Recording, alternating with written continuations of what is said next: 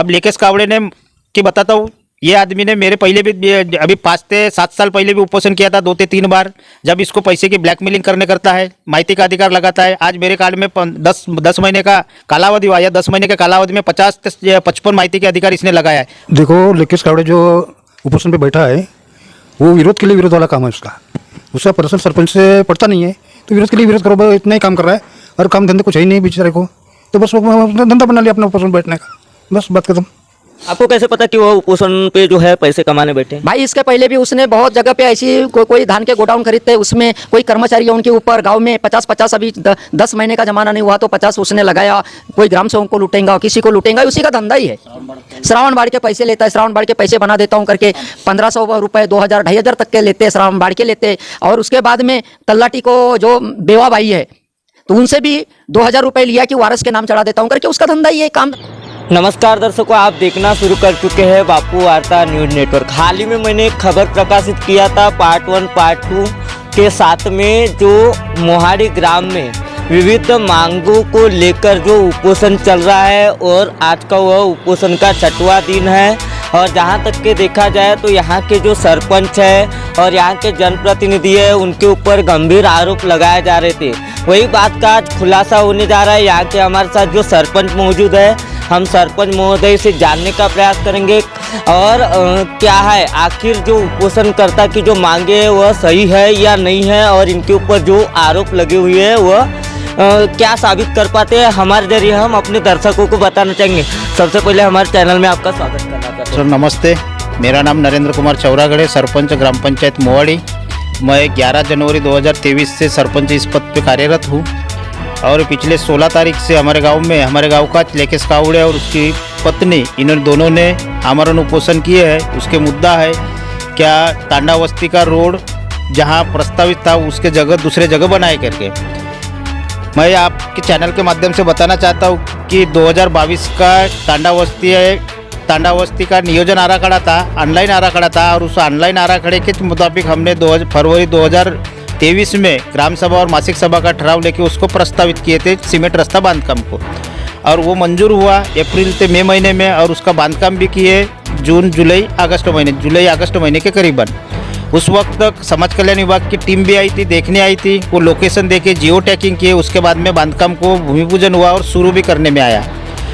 अब इनका आरोप है कि वहाँ तांडावस्ती के लोग रहते नहीं करके, मगर जो नियोजन आराखड़ा में था श्री राम मंदिर चौक परिसर पर, श्री राम मंदिर चौक परिसर अगर 100 मीटर के दायरे में अगर लिए तो श्री राम मंदिर के पीछे भी रोड है, बाजू में भी रोड है, सामने भी रोड है, और वो 100 मीटर के अंदर दायरे में बनाए हैं। और इसका कहना है कि वो वहाँ लोग नहीं है, पर वहाँ से तांडावस्ती के लोग भी रहते हैं और वहाँ से तांडावस्ती के लोग जाते हैं बाजार वगैरह मेन रोड पे। मैं आपसे एक सवाल करना चाहता हूँ। जिस तरीके से उनका जो आरोप आ रहा था कि पंचायत समिति के जो संबंधित अधिकारी है वह आते हैं, स्पॉट चौकसी करते हैं, स्पॉट चौकसी करने के बाद वह जो अहवाल सादर करते हैं, अहवाल को लेके कुछ बातें करनी थी। उसके बाद में इसने तकरार किया, माहिती अधिकार लगाया। तकरार होने के बाद में 3 बार चौकसी हुई, जिला परिषद डिप्टी इंजीनियर ने भी चौकसी करवाया, पंचायत समिति स्तर में डीडी विशेष विस्तार अधिकारी इन्होंने भी चौकसी की है। तीसरी चौकसी सेलोकर मैडम पंचायत समिति शाखा अभियंता उन्होंने भी चौकसी की है, और तीनों चौकसी का अहवाल भी उन्होंने पंचायत समिति को दर्ज किए। अब वो अहवाल इसको पसंद नहीं होगा या मंजूर नहीं होगा वो उसके बारे में, और ये जो आरोप लगा रहा है तांडावस्ती का, ये बिन बुढ़ा के आरोप है।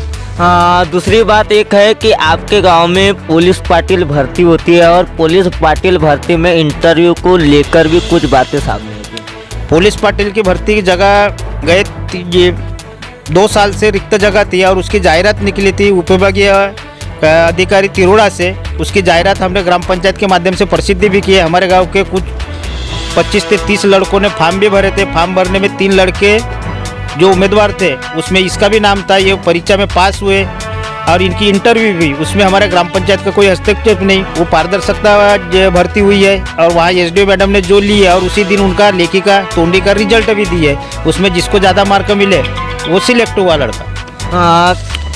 अब लेकेश कावड़े ने कि बताता हूँ, ये आदमी ने मेरे पहले भी अभी 5 से 7 साल पहले भी उपोषण किया था 2 से 3 बार।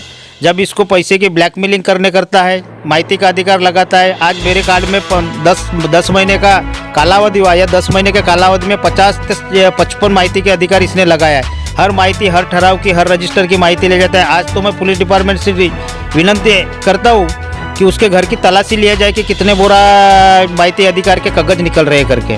दूसरी बात, ये मेरे से तो पैसे की डिमांड नहीं किया, पर ब्लैकमेलिंग करने के लिए, और इसके साथ जनता भी नहीं है, जो 3-3.5% के लोग हैं वो उनका समर्थन कर रहे हैं, और इस समर्थन में एक शासकीय कर्मचारी जो टीचर है वो इसको साथ दे रहा है। एक बात और मैं आपसे पूछना चाहता हूँ, पार्ट 2 में आपने जहाँ तक के देखे थे इंटरव्यू, आपके कुछ ग्राम पंचायत के जो जनप्रतिनिधि थे वह आपके खिलाफ मोदी आवास योजना को लेकर भी कंप्लेंट किए थे। मोदी आवास योजना जो महाराष्ट्र शासन की योजना है, और ये योजना का जो परिपत्रक आया था वो गए 23 अगस्त 2023 को ग्राम सभा में अपने प्रस्तुत किए थे।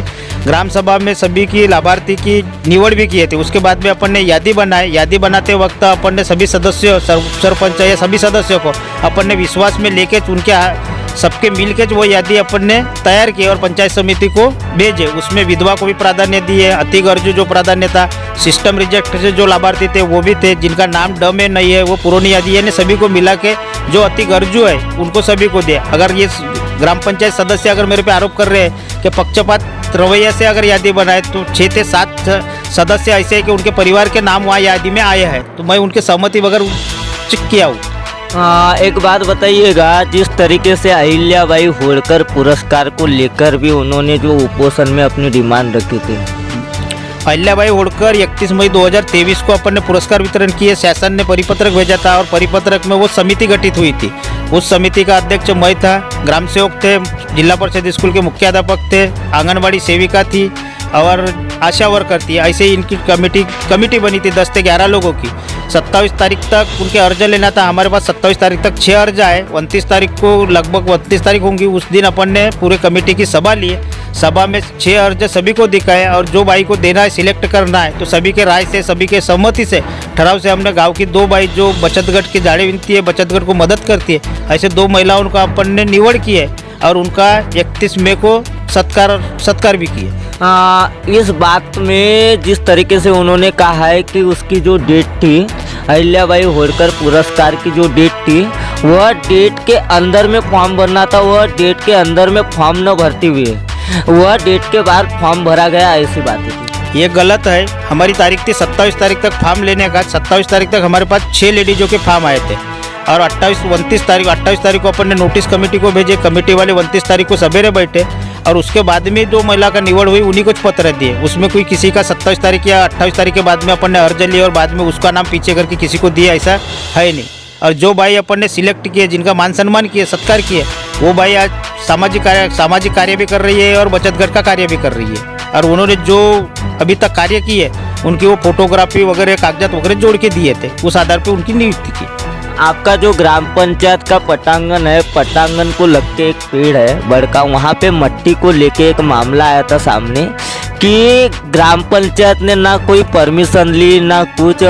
बगल में ही तलाटी कार्यालय है, मंडल अधिकारी कार्यालय है, ग्राम सचिवालय सामने है, फिर भी अपनी अनदेखी कर वह जो मटेरियल किसी के खेत से आ रहा है कि ग्राम पंचायत का ठराव है कि क्या है, ये भी हालांकि हमने देखे नहीं, लेकिन जिस तरीके से वहाँ पे एक ठराव देखे थे और ठराव देखने के बाद में वहाँ देखा गया और आपके कुछ ग्राम पंचायत के सदस्य थे, उनका कहना आ रहा था कि दूसरे के खेत की मिट्टी कहीं और से आ रही है, जिसके खेत से आनी चाहिए थी वह मिट्टी वो नहीं आई। ये मट्टी डालने का विषय ऐसा है, अपन ने जनवरी के ग्राम सभा में भी उसका विषय रखे थे कि अपने पटांगन के सामने जो गड्ढे वगैरह है उसका सपाटीकरण करेंगे। फरवरी महीने के मासिक सभा में भी अपना ठराव हुआ। उसके बाद में अपन मट्टी डाले मई से जून महीने में। अब वो मट्टी डालेंगे करके ये विचार था, ठराव लेके रखे थे, पर उसको कैसा है, अपन ग्राम पंचायत से अगर मट्टी डालते तो पैसे बहुत लगते थे और अपने सामान्य फंड से वो तरतूद किए थे, पर सामान्य फंड में उतने पैसे न रहते।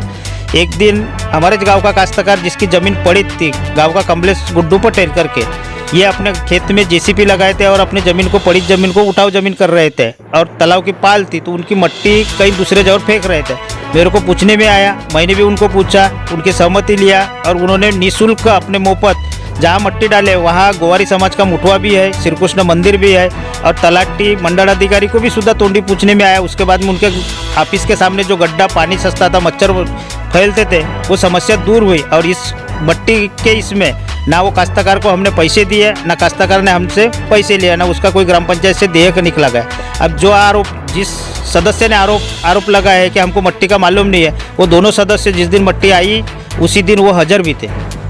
एक बात बताइएगा, जिस तरीके से आप बता रहे हो उनका कहना आ रहा है कि कोई 400 ट्रिप मट्टी क्यों डालेंगे अपनी ओर से, और दूसरी बात लीज की परमिशन नहीं ली गई, ऐसा उनका आरोप आ रहा है।